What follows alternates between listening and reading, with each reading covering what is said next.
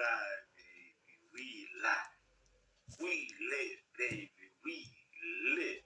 What's really the family tree? Let me know that you're up in the building with me.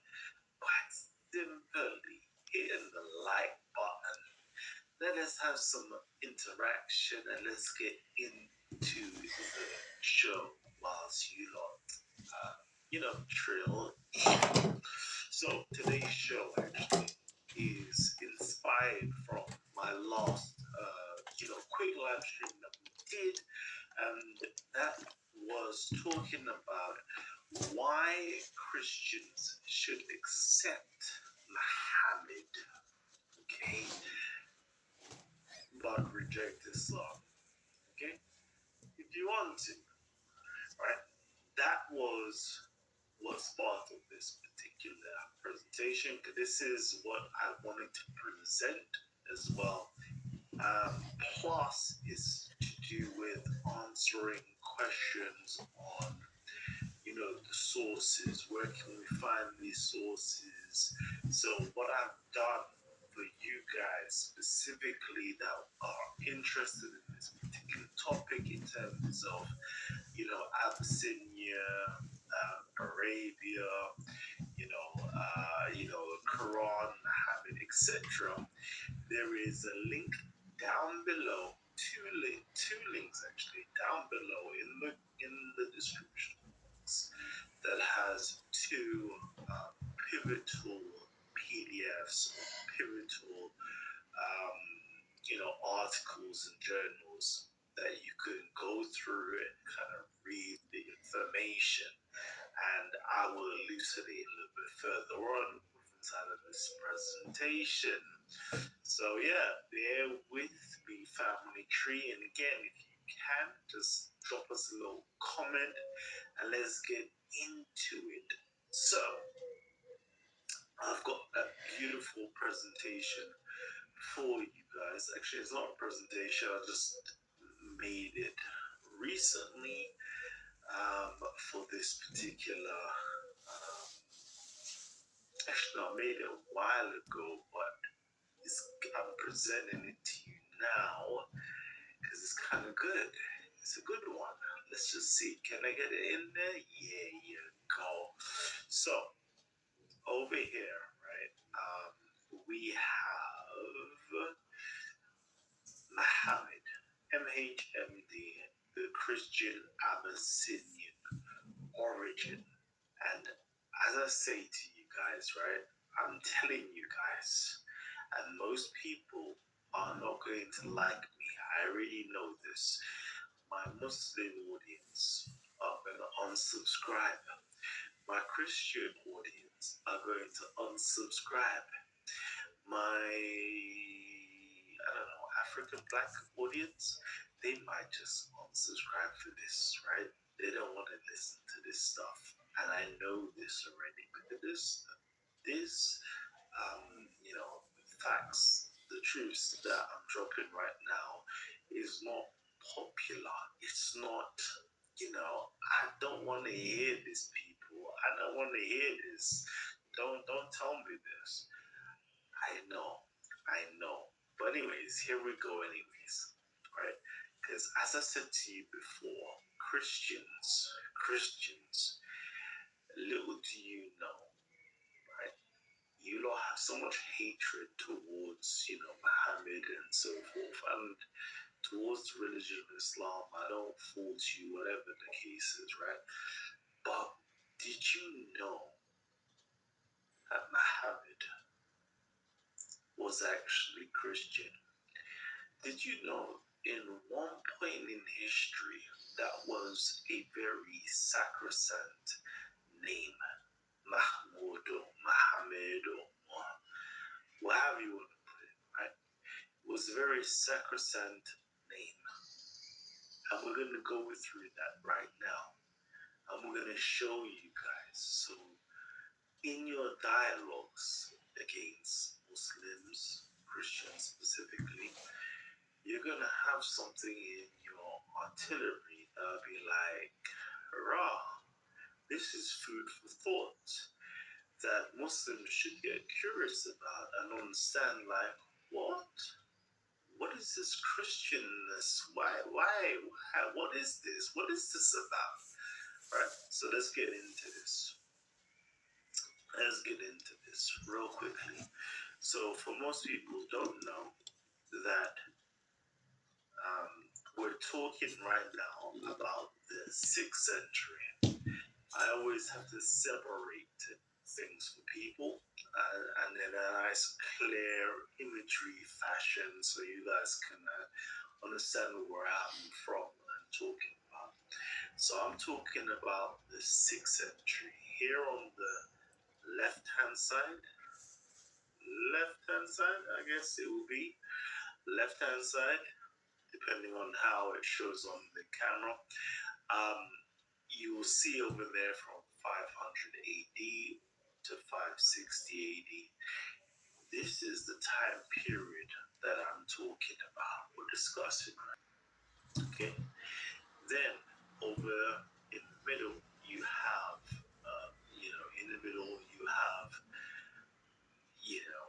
the traditional dating of Muhammad of Islam.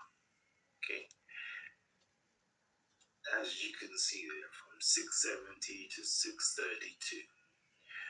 When I'm discussing Muhammad, okay, because everybody likes this, the Prophet Muhammad, the Apostle Muhammad, etc., etc.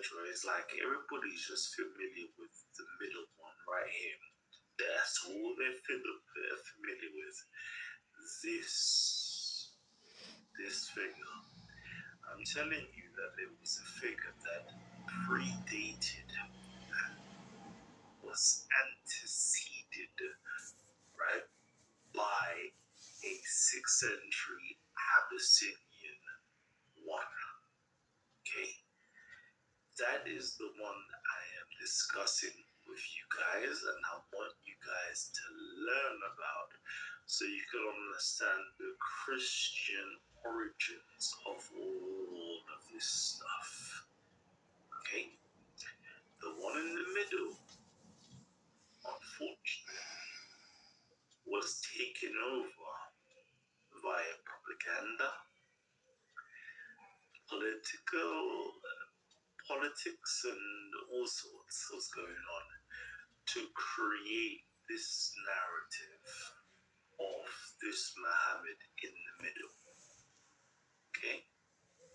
The narrative that most people are familiar with is the middle one, which was taken over from the one on the left, 6th century,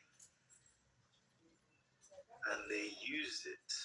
The political leaders used it. They created narratives, they created a whole new Muhammad for you guys to follow. But it was all based upon the 6th century. What was going on in the 6th century? Let me just quickly go into this. So, over here, right, like, what's in the name Muhammad? Okay, most people don't know, yet again, that Muhammad is really a Christian. Let me just put this over here. There you go. Nope, let me do this. I'll do like that. Most people don't know, right, that Muhammad in the 6th century, guess what? It was a South Arabian / Abyssinian name for God. They had two names. Christians had two names for God. They either had the name Rahman or Rahmanun and the name Mahmud or Muhammad. Those were the two names for their deity. Pause for a second. Really let that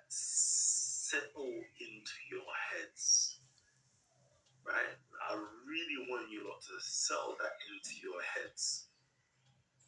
Because again, most people don't know history. I will keep on saying it. Most people are historically ignorant, and guess what? They're racially prejudiced because they don't want to learn about what was Ethiopia doing in Arabia in the turn of the 6th century. Nobody wants to teach you this. I look through and I'm looking through academia. Academia on a whole, in terms of Islamic studies, don't want to teach you about this. They will always go on about the two superpowers, the Byzantine and the Sassanid empires. These were the ones that were ruling, blah, blah, blah, blah, blah. And it's like, hold on. But I read history, I read the historical sources. They will tell you that the Ethiopian empire, Aksumite Empire, was larger than both the Byzantine and the Sassanid Empire. So why are you only focusing on these two? Walaikum salam. Obviously, racism's still alive, but they're just concealing it. Right? So there's racial prejudice. And again, I'm a Christian, don't want to hear this information. What? Muhammad was the name for our Christian God?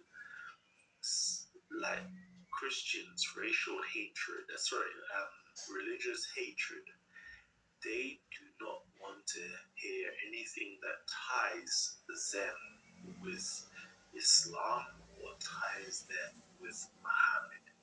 Okay, or ties them with the Quran. They don't want to do that. So they will just negate it and I don't want to hear it, I don't want to hear it, I don't want to hear it. Unfortunately, I'm just the bearer of the facts, historical facts. I am not in the camp of apologetics or polemics. I don't care about that. To me, that doesn't turn me on. I don't really care about who's got the most persuasive arguments and, hype. It doesn't make no difference to me because none of it is based on facts. I like facts. I like looking at things from an academic lens, historical lens. What was transpiring in the 6th to 7th century? That's my interest. I don't care about anything else. I'm not in the business of converting you from a Christian to a Muslim or a Muslim to a Christian. That doesn't entertain me or interest me in the least. I just care about what's the facts that we can find on the ground. So anyways, over here we have an inscription on the left hand side. Over here you will see that there is an inscription JA 1028. That is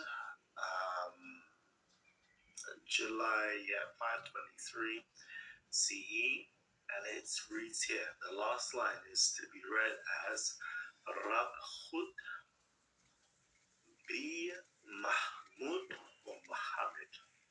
Okay, Lord of the Jews with the praised one. If you go into Christian Rabban's Judaism of the ancient kingdom of India in Arabia, page 264, it has all of this information on there, and it will show you that this was an inscription that had two communes being mentioned, or two deities of the two communes being mentioned. The Jewish commune, i.e., the Lord of the Jews, and the Christian commune, which was Mahmud or Muhammad being mentioned. This is the name for the deity. I'm telling you, I want my Christians to start reclaiming, hashtag reclaim Muhammad, reclaim Mahmoud. I really want you to reclaim it because unfortunately, a certain group of people have stolen your legacy, and there is nobody there to fight for that legacy of Christian history or even African history, Abyssinian history, who actually had, Mahmud or Muhammad as a deity, right? So we're going to go into this. Let's just read. It says here, incidentally, the term MHMD given to God is intriguing. It perhaps echoes a text invoking Rahmanan and Hamid Rahab. Since in the second name, unfortunately also enigmatic, one finds the same root, Hamid. The spelling of the deity's name, MHMD, seems identical to that of Islam's prophet. One cannot be sure this identity is significant because the vocalization of these two names may differ. For example, Mahmud and Muhammad. We know that some reformers were nicknamed after the deity they claimed to worship. This could also have been the case with Muhammad. Okay, so scholarship, scholarship is identifying. This is a different department from Islamic studies. This is South Arabian studies, actually doing archaeology and reading what's the inscriptions and what we can find on the ground of the material culture. They're realizing that this word name, Mahmud, MHMD, pre-existed the Islamic prophet and the pre-existed the prophet of Islam, right? And this inscription shows that the name Muhammad is a derivative of this inscription. The understanding that other reformers, other prophets, okay, you have prophets such as Musalama, which Muslims call Musaylima, yeah. He is nicknamed or he is given the title Al-Rahman or Rahman. Then you have other prophets as well that was there during the time, such as Al-Aswad, meaning the black, Al-Ansi. He was also called Al-Rahman or Al-Rahman. All these, South Arabian prophets were named after the deity that they followed, the Christian deity that they followed, Rahmanan or Mahmud or Muhammad. Okay, so it's very interesting once you start learning history, archaeology, and start realizing that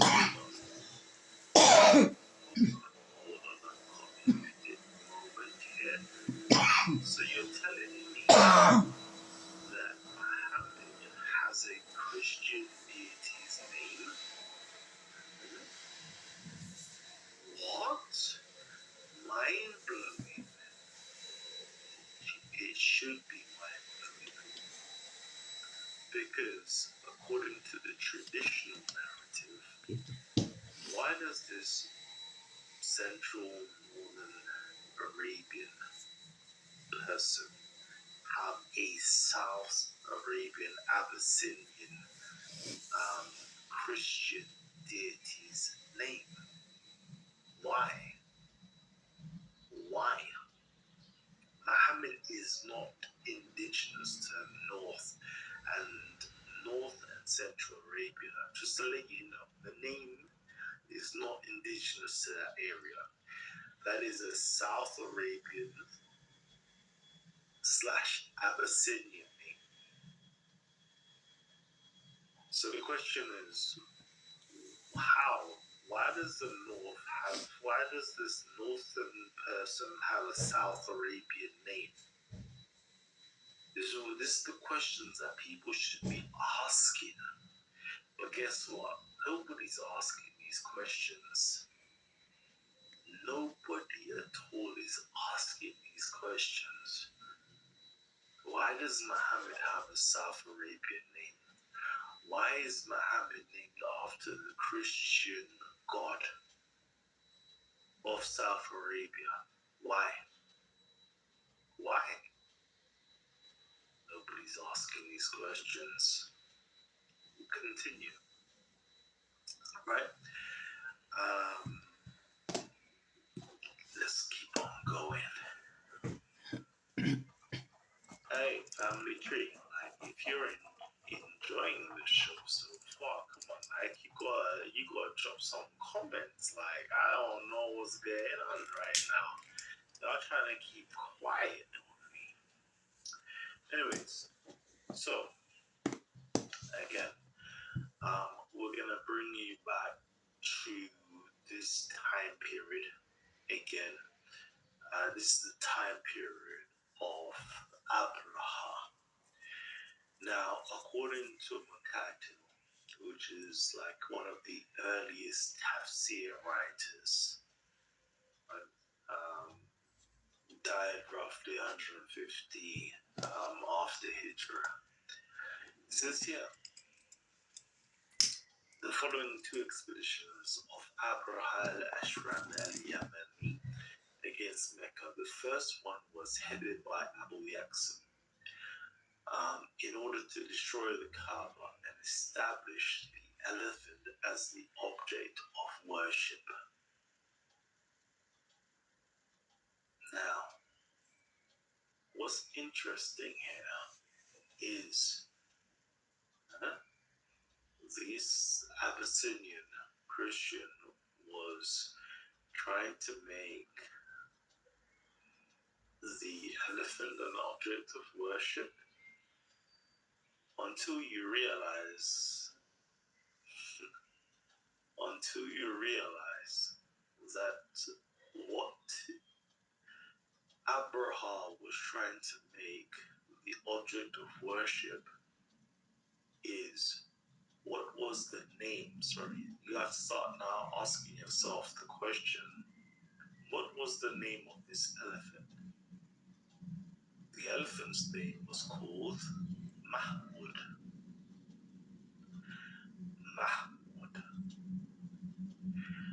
See, these people, they're trying to figure out the past.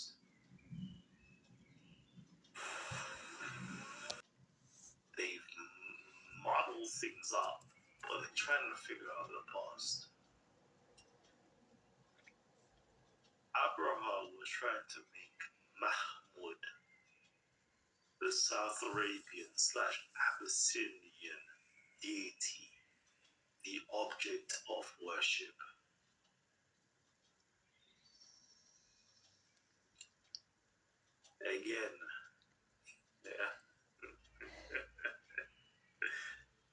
Again, which is very interesting. These little points here is very, very interesting when you start understanding that Muhammad / Mahmud was the name of the Abyssinian Christian deity. That's what was going on in the 6th century. And people who are now following Islam, They don't even know this. And this show here is for you Christians. I want you Christians to start educating my Muslim audience. Start educating them. That hold on. Did you know that your prophet was named after the Abyssinian Christian deity? Did you know that? Do you see what I'm saying? Like, you start educating people these things because people don't know this stuff. All they know is 7th century onwards. All they know is the narrative of traditional Islam. That's all they know. I'm trying to get you lot, like, really educate people from a historical basis, right? So let's keep on going. Again, if you go into the book of the Himyarites, again, this is again in the 6th century. You see that in South Arabia, in Najran, one of the females that were actually martyred, her name was also called Muhammed. Okay, so we can find all throughout South Arabia Christians, okay, basically having this name, okay, Christians having this name. And when I tell you that Muhammad is actually a Christian name, I don't want you lot to believe me. I actually want you lot to go and check out the sources and understand that Muhammad is a Christian name. It's the most Christian name of the 6th century. You wouldn't even believe it. Again, right? With inside of Islamic sources, they don't even hide it. They have a whole, chapter talking about those who were named Muhammad before the Muhammad of Islam. One of these is called from the Banu Tamim, which is another Christian, tribe. It says here there was Muhammad ibn Sufyan ibn Mujashi. He was an uskuf. They've got here brackets, monk, but the actual word here is bishop. So you're telling me that in the 6th century, yet again, Christian bishops were named Muhammad? Interesting stuff. In total, he names 5 people in Ibn Sa'ad's Tabaqat, 5 different people that were named to be, who were Christians that had the name Muhammad.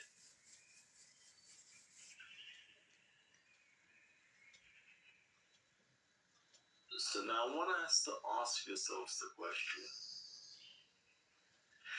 Muhammad of the Islamic narrative, why does he have a Christian name?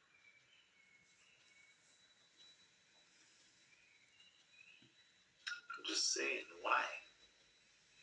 These are the questions that you need to start asking. Why does he have a Christian name? And why does he have a South Arabian Christian name? That's the questions you have to start asking. I'm gonna keep on telling you guys, right? All this stuff that you're learning, Islam-wise, is a stolen legacy of Abyssinian Christians.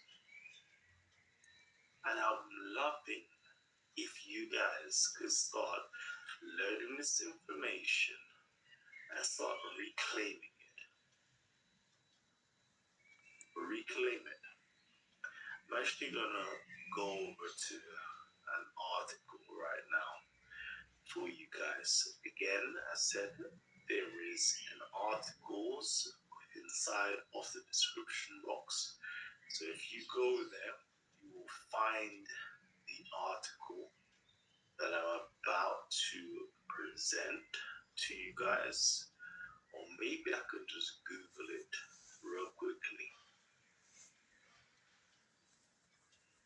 Can I Google it? Yeah, there we go. So let me share my screen. 1 second.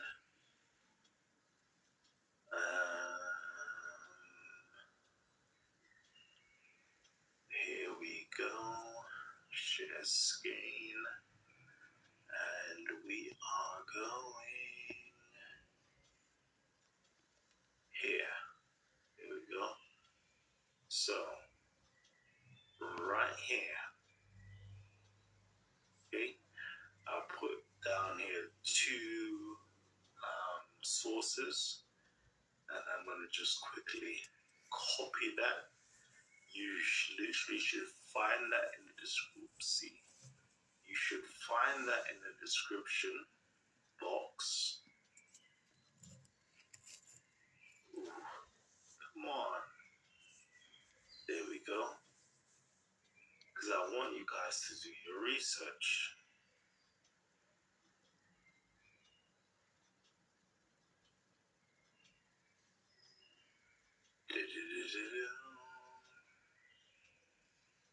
There you go. Perfect. Okay. So, Banu Salam by Professor Michael Lecker. Written in 1989. Okay. And over here, right, this is the contents page. And I want you just to make a quick note. It is going to be Sulaim and Mecca, right? Page 107 onwards. That is where I want you lot to go. And what's interesting